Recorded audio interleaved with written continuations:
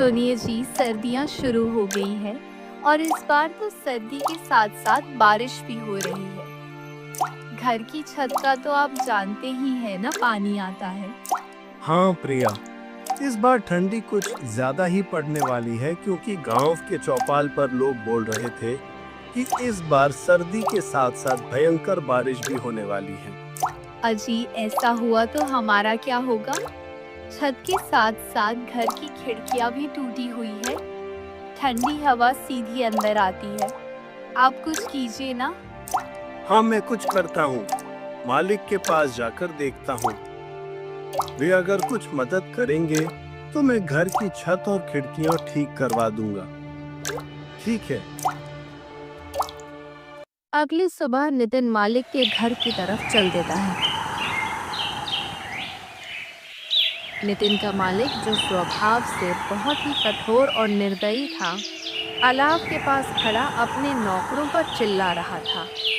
नितिन अपने मालिक के पास जाता है और उनसे कहता है, मालिक, ठंडी का मौसम आ चुका। कल तो हल्की हल्की बूंदाबांदी भी हो रही थी और मेरे घर की छत और खिड़कियां टूटी हैं, जिससे कि घर में पानी और हवा आती है। और अगर मैंने जल्दी से उसे ठीक नहीं करवाया तो ठंडी में हम लोगों को बहुत दिक्कत हो जाएगी। मैं और मेरी पत्नी तो किसी तरह दिन काट लेंगे, लेकिन मेरी एक छोटी सी बेटी है। वह इतनी ठंडी में उस टूटे फूटे घर में नहीं रह पाएगी। नितिन की बातें सुनकर मालिक कहता है, अरे नितिन, तो उसमें मैं क्या कर सकता हूँ? आप मुझे थोड़े बहुत पैसे उधार दे देते तो मैं अपने झोपड़े की मरम्मत करवा लेता और मैं दिन रात मजदूरी करके आपका उधार चुका दूंगा। अरे, तूने अभी तो इतना काम भी ना करा जो मैं तने उधार दे सकूं। अभी मेरे पास पैसे कोन्या। सर्दी की वजह से सारा धंधा चौपट हो रिया है। और सुन मेरी बात, काल से काम पर मत आइए। मने तेरे बर्गे मजदूर की जरूरत कोन्या। अरे मालिक, मैं तो मदद की उम्मीद से आपके पास आया था, लेकिन आप तो उल्टा मुझसे मेरा ही रोजगार छीन रहे हो। ऐसा मत करो मालिक, मत करो। मैं कहाँ जाऊंगा? नितिन की इतनी मिन्नतें करने के बाद भी उसका मालिक अजय उसकी एक नहीं सुनता है और बेचारा नितिन वहां से दुखी मन से वापस चला आता है। नितिन दिन भर जगह जगह काम ढूंढता है, लेकिन उसे कहीं भी काम नहीं मिला। सुबह से रात हो गई। सीमा को बोलकर आया था कि छत का इंतजाम कर दूंगा, पर यहाँ तो नौकरी भी चली गई। घर ठीक होना तो छोड़ो, खाने तक का इंतजाम नहीं कर पाया। नितिन चाय की एक दुकान के आगे बैठा यह सब सोच ही रहा था कि तभी आसमान में काले बादल छा जाते हैं और जोर जोर से बिजली कड़कने लगती है। हे भगवान, लगता है बारिश होने वाली है। मुझे तुरंत घर पहुंचना होगा, वरना सीमा अकेले कैसे संभालेगी। नितिन जल्दी अपने घर की तरफ दौड़ता है। वह कुछ दूर चला ही था कि तभी जोर जोर से बारिश शुरू हो जाती है। हे ऊपर वाले, ये कैसी परीक्षा ले रहे हो? पहले क्या आपको हमारे दुख कम लग रहे थे, जो ऊपर से यह बेमौसम की बारिश और शुरू कर दी? धीरे धीरे बारिश बढ़ जाती और चारों तरफ पानी का ही पानी हो गया था, मानो कोई समुद्र हो, जिससे नितिन का उसमें चल पाना बहुत मुश्किल हो गया था। वह एक पेड़ के नीचे रुक जाता है और बारिश के थमने का इंतजार करता है। हे भगवान, एक तो इतनी ठंडी और ऊपर से यह तेज बारिश। मेरे तो हाथ पैर सुन्न पड़ रहे हैं। इतने पानी में चल पाना भी मुश्किल हो गया है और घर पर बेचारी सीमा अकेली परेशान हो गई होगी। नितिन काफी देर तक उस पेड़ के नीचे बारिश के रुकने का इंतजार करता है, लेकिन बारिश थी कि रुकने का नाम तक नहीं ले रही थी। चल नितिन, इस बारिश का कोई भरोसा नहीं, या रुके या ना भी रुके। इतना कहकर नितिन उस तेज बारिश में घर के लिए चल पड़ता है। जहाँ तक नितिन की नजर जा रही थी, सब तरफ पानी ही पानी था। छोटी छोटी झोपड़ियां तो पानी में बहकर बह गई थी। यह देखकर नितिन को अपने घर की चिंता होने लगती है। बेचारा नितिन जैसे तैसे करके अपने घर तो पहुंच जाता है, लेकिन जो वह देखता है उसके होश उड़ जाते हैं, क्योंकि घर में पानी भरा हुआ था और आधी आधी दीवार तक पानी पहुंच गया था। प्रिया, तुम ठीक हो ना? गुड़िया ठीक है ना? हाँ, हम दोनों ठीक है। और देखो, मैंने गुड़िया को ऊंचे पलंग पर बिठा दिया है, लेकिन हमें घर का सारा पानी बाहर निकालना होगा। हाँ चलो प्रिया, निकालते हैं। वे दोनों बाल्टी भर भर कर घर से पानी निकालने लगते हैं, लेकिन वे जितना पानी निकाल रहे थे उतनी ही देर में उससे भी दुगुना पानी घर में भर रहा था। रात के आखिरी पहर बारिश रुकती है।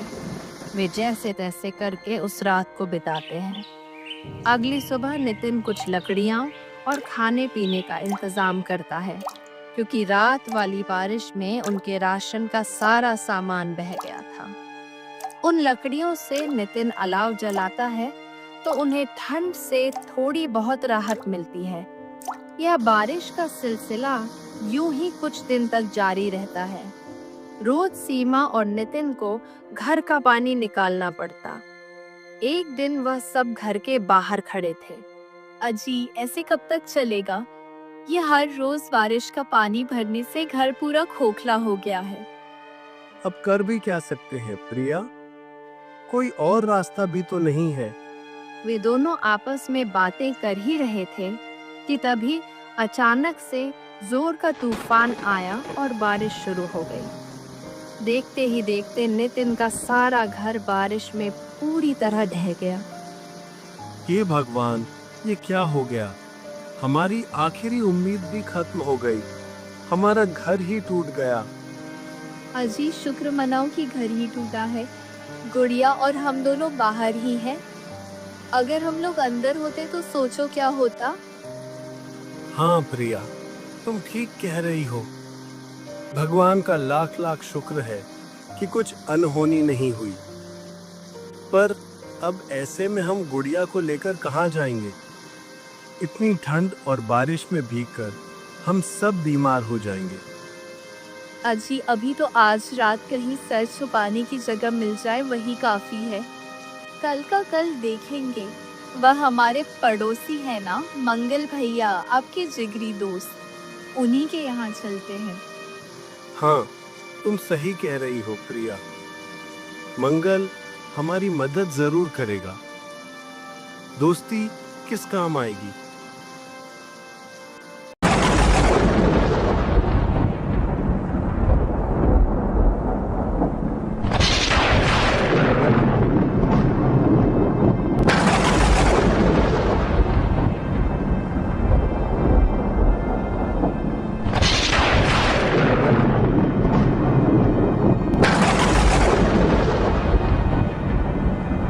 अर्जुन और प्रिया अपनी बेटी को लेकर मंगतू के घर की तरफ उस तेज बारिश में चलते हैं और मंगतू के घर का दरवाजा खटखटाते हैं। अरे भाई, इतनी तेज बारिश में इतनी रात को कौन दरवाजा बजा रहा है? अजी, बैठे बैठे बातें बना रहे हो, जाकर देखोगे तब पता चलेगा ना। भाग्यवान, तुम ज्यादा मत बोलो, चुपचाप पकौड़े बनाओ।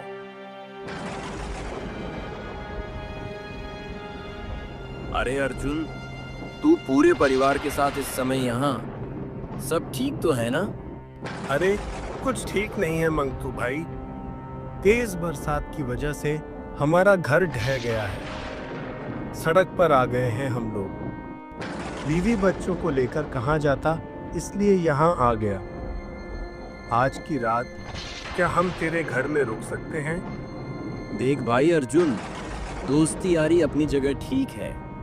मैं तुझे रख भी लूं, पर तेरी भाभी कभी नहीं मानेगी। और वैसे पूरा परिवार एक साथ। माफ करना भाई, मैं नहीं रख सकता। तू कैसी बात कर रहा है मंगतू? मैंने भी हमेशा तेरे अच्छे बुरे वक्त में तेरा साथ दिया है, और आज जब मुझ पर मुसीबत आई तो तू मुंह फेर रहा है? ऐसा मत कर मेरे भाई।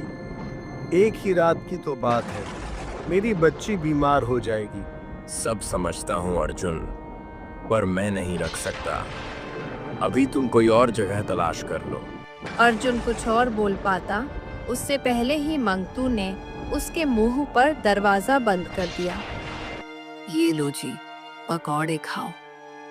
कौन था दरवाजे पर? अरे भाग्यवान, वही अन्यहा अर्जुन और उसका पूरा परिवार था। उसका घर टूट गया है, इसलिए यहाँ रुकने को आया था। मैंने बाहर का रास्ता दिखा दिया। अजी, अर्जुन तो आपका अच्छा दोस्त है ना। उन्होंने हमारी कितनी बार मदद करी है। आपने ये ठीक नहीं किया जी। अरे, मैंने कोई धर्मशाला खोल रखी है क्या, जो हर किसी को रख लूं? और कैसा दोस्त? अब उसके पास ना घर रहा ना कुछ और, तो वह मेरे किस काम का? मैं दोस्ती तभी तक रखता हूं जब तक सामने वाले से फायदा हो। भगवान से डरिए जी, वक्त बदलते देर नहीं लगती।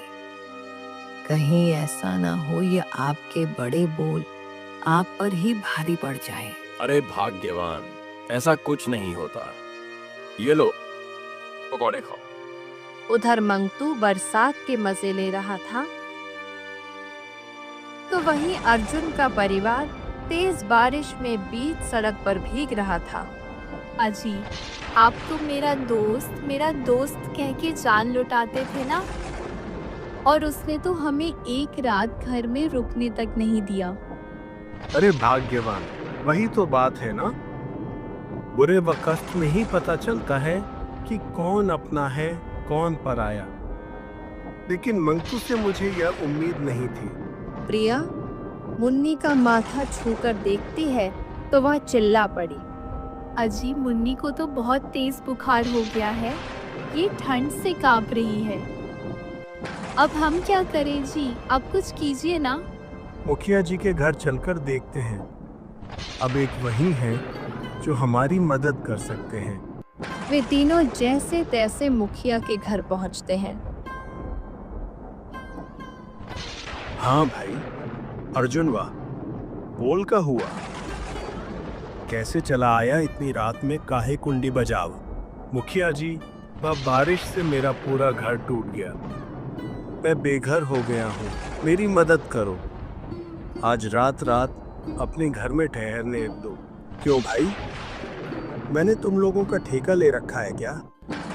पता नहीं तुम लोग कहाँ से चले आते हो मुंह उठाकर। मुखिया जी, आप गांव के करता धरता है। अगर बुरे समय में आप ही हमारी मदद नहीं करेंगे तो और कौन करेगा भला? अरे मुखिया हूं तो क्या हुआ, मेरी हवेली कोई धर्मशाला थोड़ी है।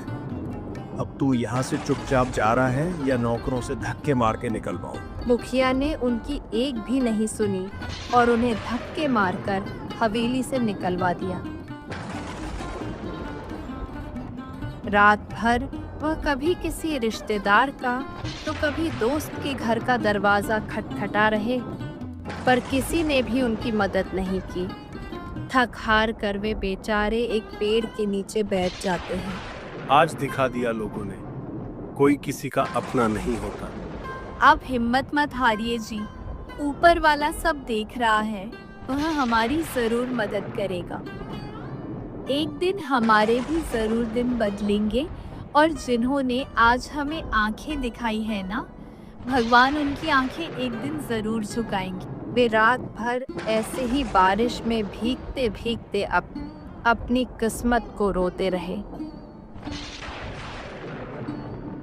भाग्यवान, तुम यहीं पेड़ के नीचे मुन्नी के साथ रहना, मैं कुछ खाने पीने का इंतजाम करके आता हूँ। अच्छा जी, ठीक है, पर जल्दी आना। शाम होने से पहले अर्जुन अलाव जलाने के लिए लकड़ी, खाने पीने का सामान और मुन्नी की दवाई का इंतजाम करके आ जाता है। अब बारिश भी नहीं थी, तो वे लोग आराम से उस पेड़ के नीचे ही रहने लगे।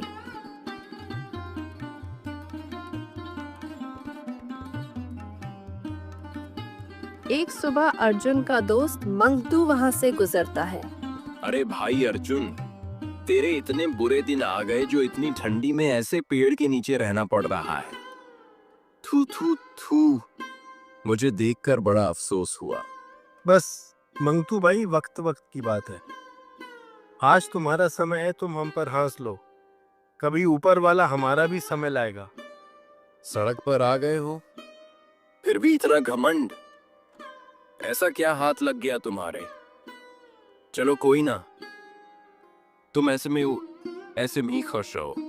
मंगतू मजाक बनाकर चला जाता है, जिससे अर्जुन और प्रिया की आंखों में आंसू आ जाते हैं। भाग्यवान, तुम इसकी बात को दिल पर मत लेना।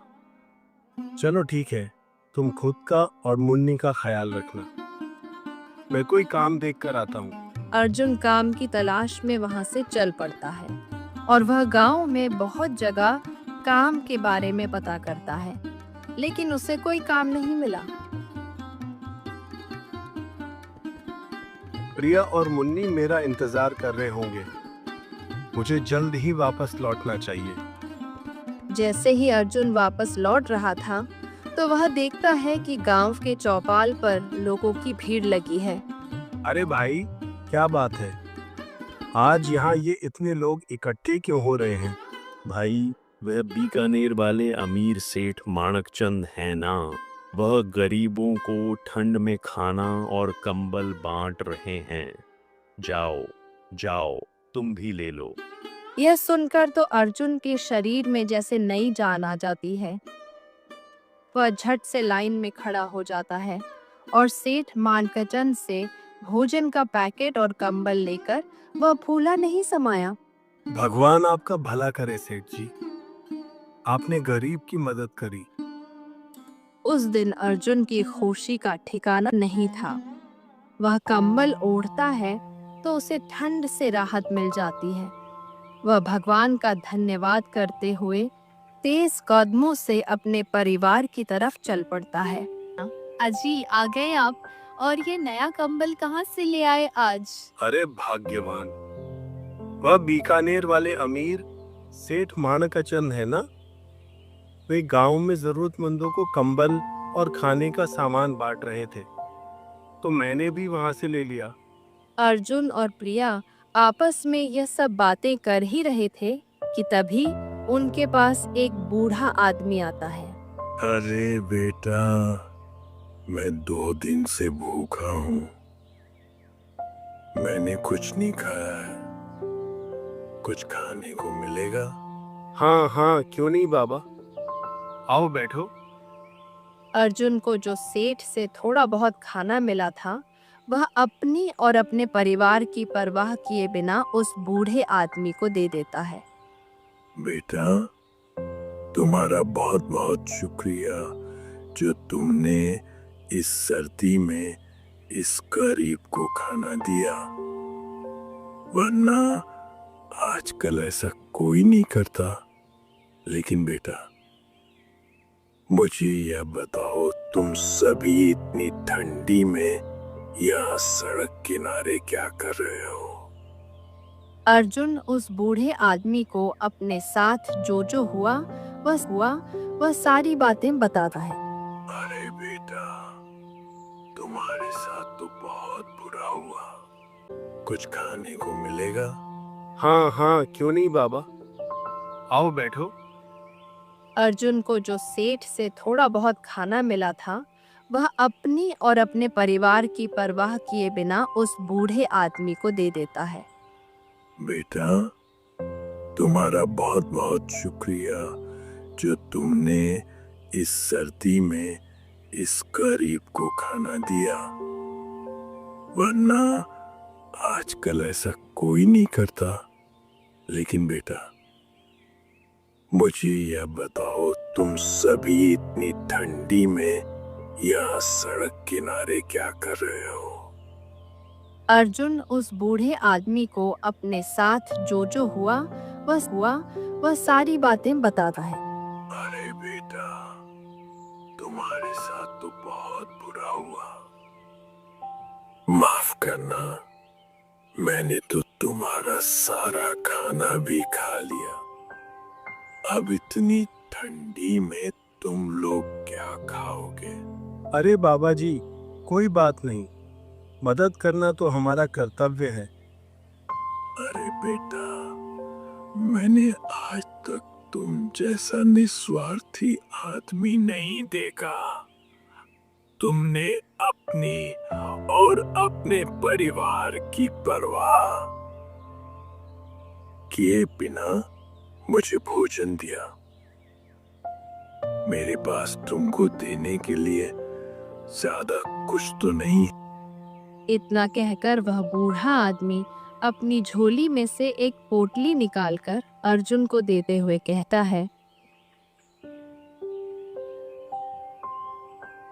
बेटा, तुम दिल के बहुत अच्छे हो। ये लो, मेरी तरफ से एक छोटी सी भेंट और इस गरीब का तुम्हें आशीर्वाद है। तुम जिस चीज को भी छू लोगे वह लोहे से भी मजबूत हो जाएगी। इतना कहकर वह बूढ़ा आदमी वहां से चला जाता है। क्या लगता है भाग्यवान, क्या हो सकता है इस पोटली में? अजी वह बूढ़े बाबा तो बहुत ही गरीब लग रहे थे देखने में। वह भला हमें क्या ही दे सकते हैं, खोलकर देखते हैं तभी पता चले। फिर अर्जुन और प्रिया उस घड़े को खोलकर देखते हैं तो उसमें बहुत सारे सोने के सिक्के थे। अर्जुन और प्रिया की खुशी का तो कोई ठिकाना नहीं था। अरे बाप रे, इतने सारे सोने के सिक्के। हाँ प्रिया, मुझे तो लगता है वह बूढ़े बाबा कोई साधारण इंसान नहीं थे। हाँ जी, सही कहा आपने। लगता है भगवान ने हमारी सुन ली। अब उनके दुख के दिन समाप्त होने वाले थे। अर्जुन उन सोने के सिक्कों को बेचकर उनसे एक बहुत अच्छा घर बना लेता है। अब उसके पास ठंड और बारिश से बचने के लिए एक अच्छा घर था और वह खुद का एक छोटा सा कारोबार शुरू करता है, जिससे गांव के कुछ गरीबों को रोजगार भी मिल जाता है। कुछ दिन बीत जाते हैं। वह कहते हैं ना, समय बदलते देर नहीं लगती। एक दिन अचानक आसमान में काले बादल छा जाते हैं और हवाओं के साथ जोर जोर से बिजली कड़कने लगती है और देखते ही देखते भयंकर बारिश शुरू हो जाती है। वे तीनों आज बहुत खुश थे। वहीं दूसरी ओर गांव में हाहाकार मच गया था। चारों ओर बस पानी ही पानी नजर आ रहा था। सबके घर बारिश से टूटकर पानी में बह गए थे। सेठ मणिराम, जिसका घर गांव में सबसे मजबूत था, वह भी इस बारिश में धराशायी हो गया था। सब लोग इकट्ठा होकर अर्जुन के घर पहुंचते हैं। वे सब लोग देखकर हैरान हो जाते हैं, क्योंकि गांव के सबसे मजबूत से मजबूत घर भी टूट चुके थे। लेकिन अर्जुन का घर अभी भी इस भयंकर बारिश और बाढ़ में सीना ताने ज्यों का त्यों खड़ा था। अर्जुन उन सभी को अपने घर में शरण देता है। वे सब आज बहुत शर्मिंदा थे, क्योंकि उनमें से किसी ने भी अर्जुन के बुरे वक्त में उसका साथ नहीं दिया था। सब लोग अर्जुन से माफ़ी मांगते हैं, ऐंठते हैं। उन्होंने अर्जुन के साथ बहुत गलत किया था, फिर भी वह सबको माफ़ कर देता है, क्योंकि वह बहुत नेक दिल इंसान था।